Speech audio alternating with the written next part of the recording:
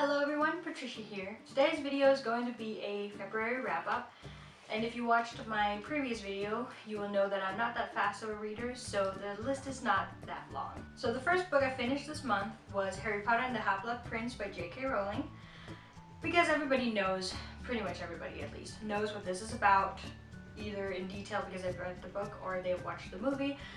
Then I'm not going to go into detail what this is about. I don't feel that it's that important to go through this one. Everybody pretty much knows what the heck the series is about by now. But this is definitely my favorite in the series. I know a lot of people have a few issues with it, but personally I really like it. I like that it has a lot of the humor that's not missing from the other books, but it's a very dark time in the wizarding world. So obviously a bit of humor is nice, and I really enjoyed the fact that there was humor in this. There is in the others as well, but this one just has a bit of extra, and it just fits in my opinion, and that's one of the reasons it's my favorite, because it just has those little extra details of humor, and I don't know, I just love it. I really do. Definitely my favorite. I definitely enjoyed this, and I am happy that I reread it, even though it's the third time in a year. But yeah, I'm happy I read it. I also finished this book in just 1 week, which I have never done with a book before, especially of this size.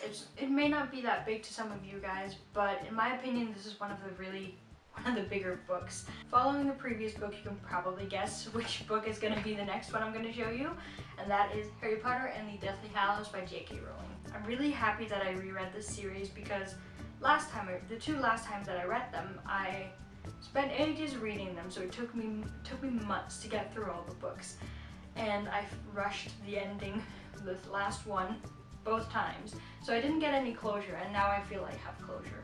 Again, I'm not going to go into what this book is about. I am assuming people either don't want it spoiled because it's the last one in the series and it's very important, and also in general because people probably know the majority of what happens if they've seen the movie, and or they know all the details if they have read the book. The third book I read this month was Harry Potter and the Cursed Child by J.K. Rowling, John Tiffany, and Jack Thorne. A lot of people have a few issues with this. I will admit I kind of have too. There are just some details of it where I'm like, no, that couldn't have happened. In my opinion anyways. Maybe it could have. Maybe J.K. Rowling decided that exact point, but I don't feel that this one is an 8th story, as it says in the back. The 8th story 19 years later. Don't really feel that, but I have to admit the reason why I read it again, because this is a reread just like the past 2 books, the reason why I read it again was because I love Scorpius so much. His character is without a doubt one of my all-time favorites in the Harry Potter universe, whether you count it as the 8th story or not. I just love his character and the way he is, and I would 100% want to be friends with him, even if he is what he is according to the story. Again, I don't think I'll go into the details of this because I'll just end up spoiling it and rambling on for way too long. But I will admit, despite there are details that I don't like about it, I did enjoy it nonetheless, because the story still has something to it that I didn't like. I don't know, I can't really explain it. Yes, I have issues with it, but still I do like it. It's still a book, it's still a story, or rather, this is a script written into a book.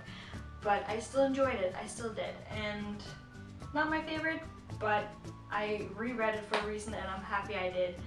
And I do still recommend you read it if you have not, but only if you know the Harry Potter universe, because that way you can really see the points that people might not like about it, but that they might.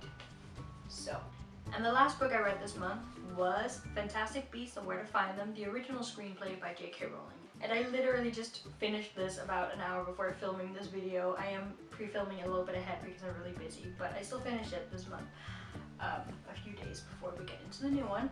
And how gorgeous is this book? Like, seriously, how gorgeous is this book? I mean, without a doubt, the most beautiful book that I own. I don't even know if the camera's gonna do it justice. I love it, I really do. So obviously, because it's the original screenplay, it pretty much says itself. If you've seen the movie, you basically have watched the book in live form because it's the script. It's a screenplay for the movie.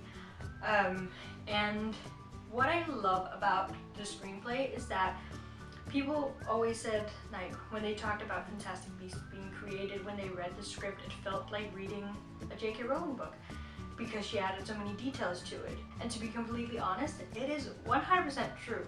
She adds all the little details, anything. If you watch the movie and you then, like, I watched it in November and I read this book just like in 3 days because I've been busy, sadly.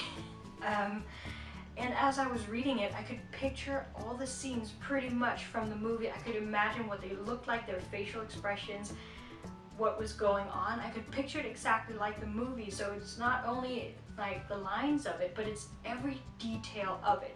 Like there's even like the whole description from where Newt and Jacob are walking down the street in New York and they are about to look for the Erumpent, and then Newt, he like looks to the side and he sees the little Niffler in the window like posing with all the jewelry on it, and it even explains like in detail, in slow motion, the little Niffler like moves his head and looks at Newt like, damn it, I've been noticed. And it says that in the book, like complete detail, so you can picture almost every single detail of the movie as you're reading it. You can see it like in front of your eyes. And a lot of people don't like reading scripts, but I love that you can kind of get that through a book. And I know it's a script, but it's written like a book because all the details are there. You don't have their thoughts, but that's pretty much the only thing that's missing. And I just loved it. I really, really loved it. And I'm so happy that I read it, and I saved the best for last. And now I'm officially done with the Harry Potter universe for another little while until there's new stuff out there that I have to get through, or when I finally have time to reread one of the other things again, which I will try wait with that. I really hope you enjoyed my video, and I hope that you'll leave a comment down below with maybe some of the books that you've read this month and that you would recommend that I should read. I recommend all the books that I've read. I mean, it's pretty self-explanatory why I'm addicted to Harry Potter one way or the other. I can't not admit my little problem. So I hope you'll give this video a like and a comment with, as I said, books that you recommend that you've read this month. And I also really hope that you'll subscribe because I upload on Wednesdays and Saturdays, and I really hope that you want to come back and watch more of my content. So I'll see you next time. Bye!